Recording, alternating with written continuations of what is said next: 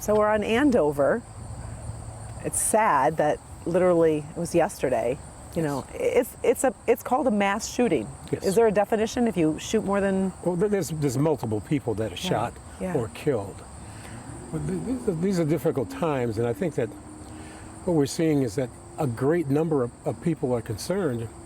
But you know, with all these mass shootings or shootings in general, there's some things that I think we, and I use the term responsible adults, should ask the people of Detroit. Number one, aren't you tired of seeing mothers on TV crying about losing someone? Number two, as the chief says, aren't we tired of seeing babies being killed? Yeah. And then the third question is, what are we as responsible Detroiters going to do? And this is the key here, responsible Detroiters, because we don't want this to continue and make it even worse. I mean, this is becoming a national reputation for our city. And for those of us who've been here forever, we have to stand up and do and say something that will stop these kinds of things from continuing. Of course, there's a myriad of guns. I mean, that's out there. And that's the crazy thing here. It seems that everybody's got a gun, and even in homes. The chief has said, and others have said on TV, lock your guns up. But doggone it, you see people that they have guns and kids find them, they shoot someone. I mean, it's a simple thing, and the police have locks that they'll give you to lock your guns up. So there's a lack of responsibility. So let's be a responsible person, number one, and make sure that the weapons that we have are locked up and our kids can't get them.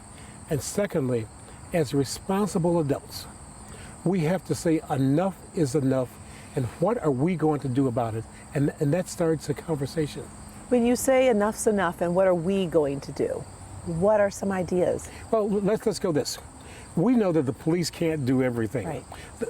We could put a police officer on every corner, and that's not going to stop it. It's not going to stop it.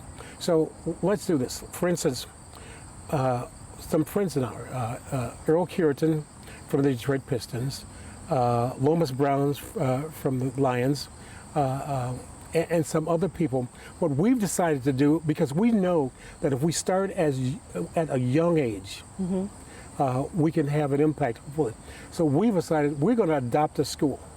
We're going to go in as a group, and we're going to get other people to come in and talk with young people. You know, I've gone to schools and I've talked to school teachers and principals, and I'd ask the students, how many of you know someone that's been shot? And everybody raises their hand. This is doggone shame. I said, how many of you know somebody who's done drugs? They all raise their hands. So it's a societal problem that certainly we, as these responsibles, have to take hopefully take the steps that we're doing. So if we get a group of people who can, let's say you adopt a school or you adopt a community, and you, as yourself and others say, this is what we're going to do. We're going to talk to these young people. We're trying to have an impact on their lives, because by a certain age, they don't care. I have a 15-year-old boy, when I was chief, I stopped him. And I'll never forget this, Karen. I said, he had $25,000 in cash on him. I said, I know where you got this money. Yeah. You know, you're pushing drugs. I said, you're 15 years old. If you don't stop this, you won't live to be 16. What he said was prophetic but frightening. He said, I don't care. He said, I've had 15 good years. Think about that. A 15-year-old boy is prepared to die. And so this is what I and law enforcement officers across the country have talked about: young people who don't care about dying. If they don't care about dying, then they don't care about killing someone else. That's why we've got to start this at a young age. And we decided we got to adopt this school. We're going to get others to adopt a school, adopt a community, and have those conversations with those young people and say, this is what you can do to make a difference in Detroit, make a difference in our society. What about these shootings? I mean, just on the street, there was a shooting over a dice game. Last weekend, someone was upset about parking at a birthday party. How in the world do you fix that? We have serious problems with anger and mental health stopping things. That's one of those things that unfortunately, we can't predict, but we know that the way that things are right now, people are angry. They've been literally in their homes for 2+ years, and they're angry. They're angry about whether it's the virus or whatever it might be, but it's not having control over your life, not having control over the things that you do and say, and not caring about it. It's back to this 15-year-old boy. Yeah. He didn't care about it, doesn't care about dying, and he doesn't care about killing someone. And unfortunately, I'm seeing a proliferation of young people who don't care. Yeah. You talked about the religious community. Talk to me about that. Well,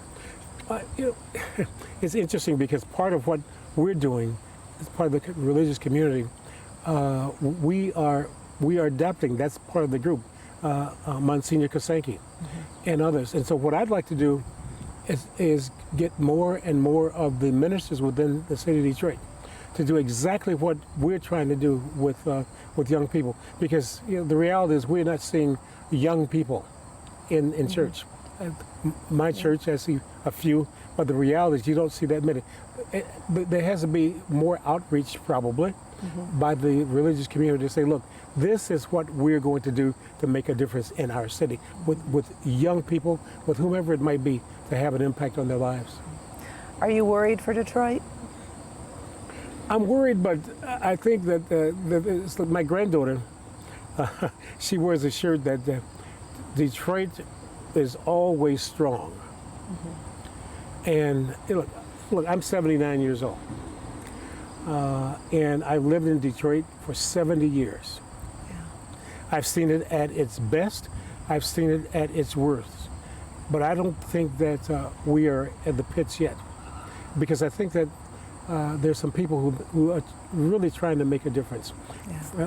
The chief, I mean, I know what he's going through. I know what he's going through because I had those headaches too. But it certainly wasn't like it is now. But there are people who have to stand up like he's doing and others are doing to make that difference. And I hope that it'll change for all of us.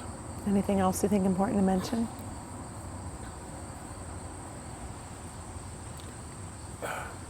Karen, I wish that we could say that we have the magic answer for this.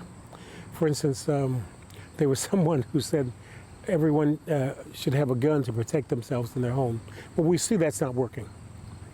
Because we look at the number of young people, the number of other people who have weapons, and they're using them. Well, look, think about this. A young man walks out of an apartment building with an AK-47 and shoots and kills a police officer, shoots up the neighborhood. And we see a young man shooting at a gas station with an AK-47.